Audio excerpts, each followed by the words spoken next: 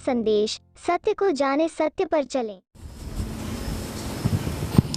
सदगुरुदेव भगवान के चरणों में दंडवत प्रणाम। आयुष्मान बैठो। क्या नाम है आपका? जी गुरु जी, संतोष यादव। अच्छा अच्छा ठीक। कहाँ से आए? जनपद गाजीपुर से, बहलोलपुर ग्राम सभा से। अच्छा अच्छा अच्छा। कैसे आगमन हुआ आपका? गुरु जी, हमारे मन में बहुत दिनों से कुछ जिज्ञासाएं थी, कुछ शंकाएं थी, जिनको लेके हम बार बार आसान्वित थे कि हम अगर आपके पास आएंगे तो हमारे प्रश्नों का उत्तर मिलेगा। अच्छा ठीक ठीक ठीक, बताइए क्या प्रश्न है? हे सूर्यकुल भूषण श्री सदगुरुदेव भगवान, आप हमें यह बताएं कि यह काल का समय क्या है, यह कब उत्पन्न होता है? अच्छा अच्छा अच्छा ठीक है। यानी आपका प्रश्न ये है कि ये काल क्या होता है, जिसे समय कहते हैं जी। तो देखिए, काल की सबसे छोटी इकाई जो है वो होती है त्रुटि। जैसे हम चुटकी बजाते हैं, एक चुटकी बजाते हैं तो इसको जो है त्रुटि का काल बोलते हैं, ठीक है।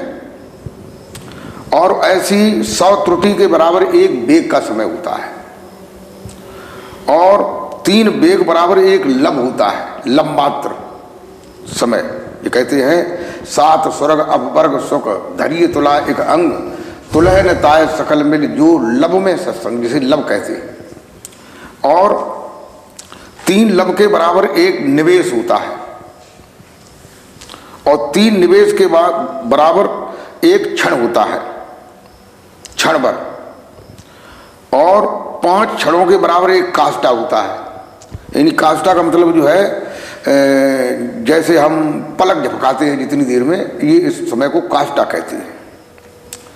और 15 काष्ठा बराबर जो है एक लघुता का समय होता है, ठीक है। हमारी बात समझ में आ रही है जी। और 15 लघुता बराबर एक घड़ी का समय होता है, जो घड़ी 24 मिनट की होती है। और 2 घड़ी के बराबर एक मुहूर्त का समय होता है, यानी 48 मिनट की मुहूर्त होती है।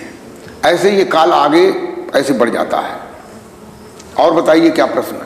हे जगत का कल्याण करने वाले श्री सदगुरुदेव भगवान, आप हमें यह बताएं कि यह काल का छोटा से छोटा और बड़ा से बड़ा माप क्या है?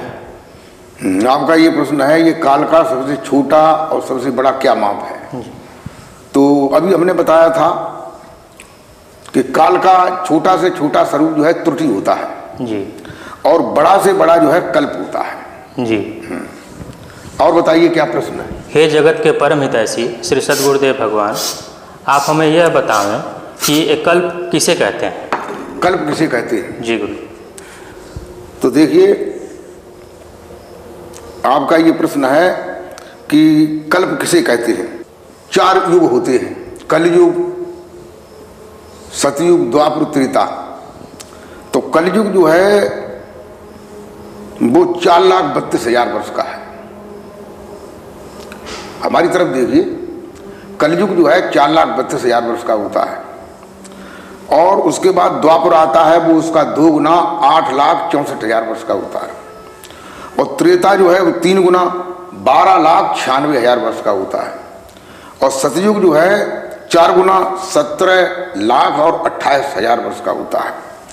ये चारों मिलकर के 43,20,000 वर्षें हो जाती हैं चारों युगों की। इसको चौकड़ी कहते हैं।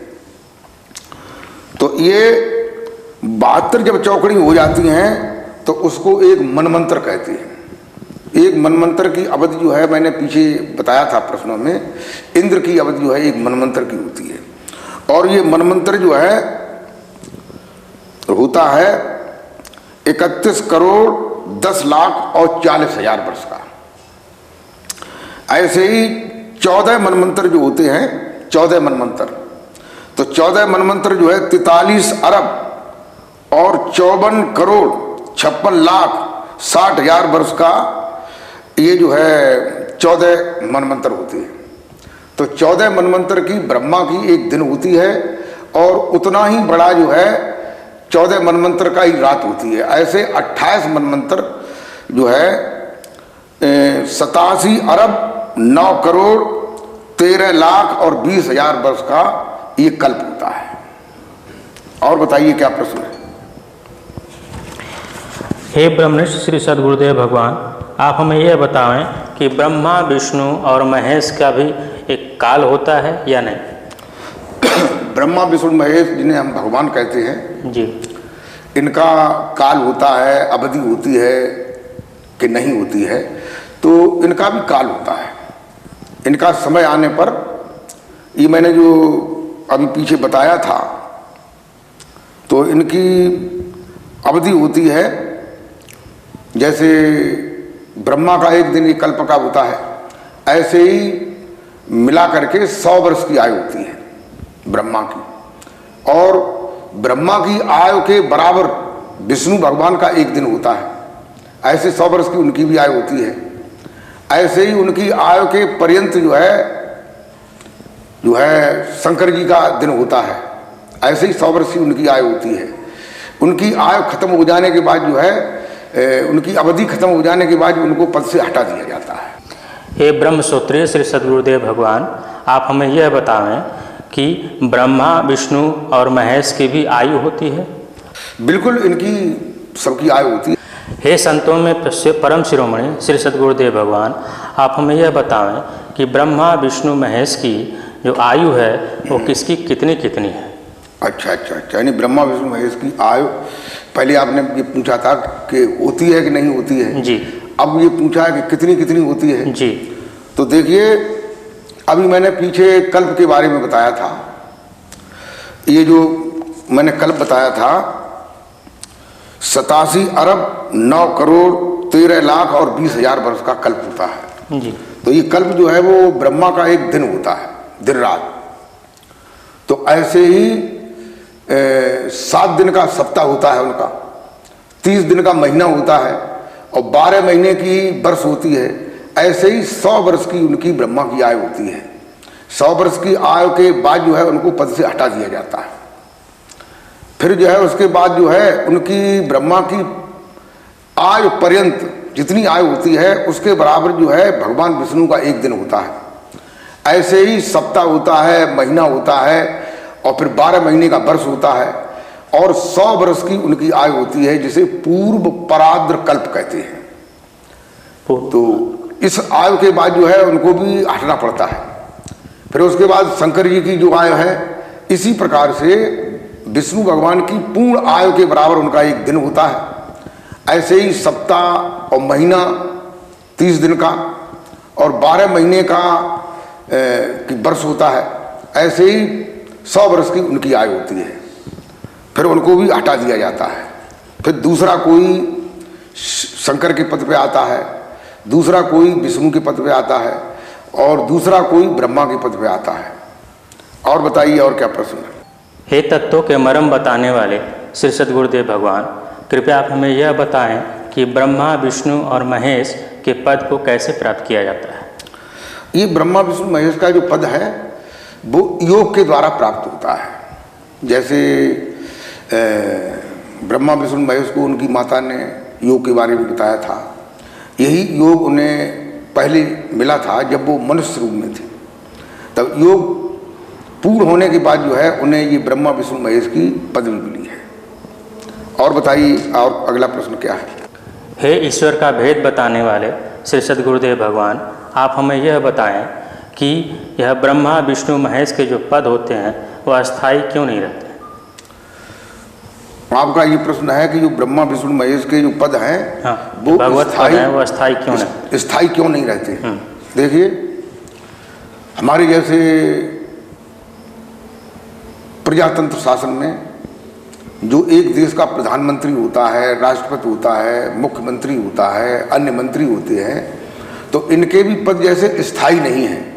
5 साल बाद इनका चुनाव हो जाता है, तो पहले वाला रहता है या नहीं रहता है, दूसरा कोई आ जाता है जी। लेकिन इसमें जो है ये नहीं रहते हैं। अवधि खत्म होने के बाद जो है फिर इनका जो है समय खत्म हो जाता है। ये काल चक्र की बात है जी। जो काल का चक्र है बढ़ता रहता है, समय खत्म हो जाता है, फिर इनको हटना पड़ता है।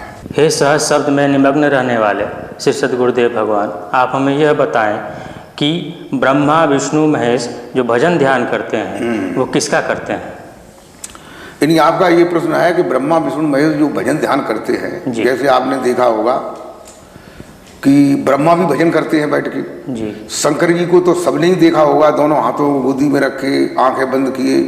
लेकिन जो बहिर्मुख साधना वाले लोग हैं संसार के, उन्होंने उनको माला भी पकड़ा दी है किन्हीं किन्हीं ने, लेकिन वो माला का भजन नहीं करते, अंतर का करते हैं। उनकी माता अध्या महामाया ने उनको ज्ञान दिया था, वे उनके गुरु थे और वो अपने पिता निरंजन साहब का भजन ध्यान करते हैं। हे विदेह स्वरूप के आनंद देने वाले श्री सद्गुरुदेव भगवान, आप हमें यह बताएं कि ब्रह्मा विष्णु महेश अपने बाबा को क्यों नहीं जानते? हाँ, आपका ये प्रश्न है कि ब्रह्मा विष्णु महेश जो हैं वो अपने बाबा को क्यों नहीं जानते जी। देखिए, उनके पिता जो निरंजन थे, अध्या थे, जब ये तीनों पुत्र जन्मे थे, उसके बाद जो है निरंजन साहब ने अपनी पत्नी अध्या से ये कहा था कि अभी तो मैं साकार रूप में हूँ, अब मैं निराकार रूप धारण करता हूँ, तो आप ये काम करना कि हमारा और हमसे जो आगे जो सत्पुरुष हैं, मेरे पिताजी हैं, उनका इनको भेद मत बताना। तो उन्होंने कहा इनका भेद क्यों नहीं बताना? कि इसलिए नहीं बताना कि अगर इनका भेद बताएंगे तो ये काल चक्र जो है, ये जो है वो टूट जाएगा और सभी मोक्ष मुक्ति को प्राप्त हो जाएंगे। इसलिए जो है काल निरंजन ने, अध्या ने इसको रोक रखा है, सत्य के ज्ञान को, सत्य की मार्ग को। इसलिए वो अपने बाबा को नहीं जानते हैं। और बताइए अगला प्रश्न क्या है? हे परम नाम धनी श्री सद्गुरुदेव भगवान, आप हमें यह बताएं कि ब्रह्मा विष्णु महेश की अवधि खत्म होने के बाद ये कहाँ जाते हैं? हाँ, आपका ये प्रश्न है कि ब्रह्मा विष्णु महेश की जब अवधि समय खत्म हो जाता है, पद से हटा दिया जाता है, तो फिर ये कहाँ जाते हैं?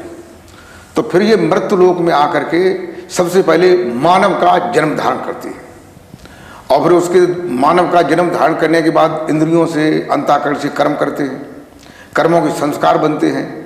संस्कारों के अनुसार जैसा उनका संस्कार बनता है वैसा ही उनको फिर जन्म मिलता है। और बताइए। गुरुदेव, मेरे सारे जो शंकाएं हैं, जो प्रश्न हैं, उनको सारे उत्तर मिल गए। मैं सबसे प्रसन्न हूं और सारे उत्तर हमें प्राप्त हो गए हैं। ठीक है, तो आप प्रश्नों से, उत्तरों से संतुष्ट हो गए?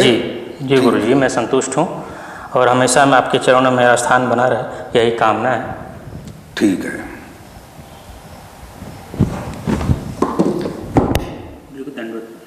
आयुष्मान।